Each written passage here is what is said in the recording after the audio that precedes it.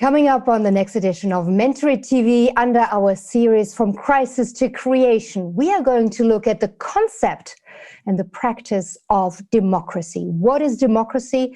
And is it really being practiced the way it is supposed to be, i.e. really representing every single person's vote and interest? Look at, for example, the outcome of the US elections. We do have a mere 7 million votes, popular votes, that make a difference between a Biden win and a Trump loss. So is it democracy? Yes, of course it is democracy. Everybody had the right to vote.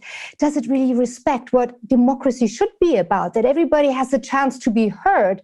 That is another question. So many questions when it comes to what is democracy, how is it being put into practice, and can it be really, in terms of the system, be modified or improved? And this is why I invited Adam Jacoby to the show. He is the founder and CEO of MiVote. That is a blockchain-driven platform looking at true democracy. So I hope you're going to join us for that conversation here on Mentor It TV. And I get the feeling, Adam, I don't know, on one hand, often, I mean, this turnout in the US election is quite exceptional. However, usually voter turnout, unless there's a huge crisis going on, is actually on the low side. So I get the feeling, yes, there's kind of like a political apathy, simply because people think whether I vote or not, I will never be heard. But on the other hand, if somebody they don't like is then in power, there's kind of an outrage. I think that's exactly right. But the interesting thing about the turnout here, and this we won't know until the next few elections, is whether or not the extraordinarily impressive turnout in a voluntary voting environment was driven by the fact that you have a group of people who absolutely hate Donald Trump and so come out to say, we've got to get rid of him, and another group of people who say, we absolutely love Donald Trump and so we want to keep him. But if Donald is no longer on the picture, which means that from the left, they don't see the Republicans as quite the threat, and on the right, they're not quite as excited about who the candidate is in the future.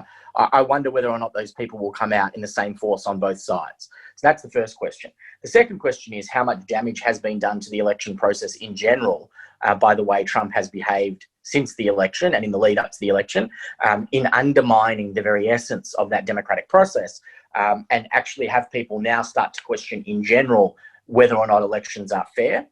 Is the first question, although Donald has been an erosion point of democracy from literally the first day he took office.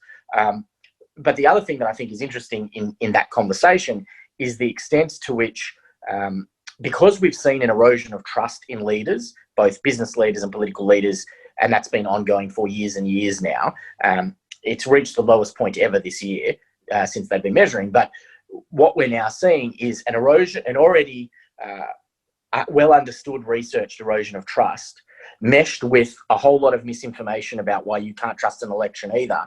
And you then have to start to question how we'll form governments at all after this.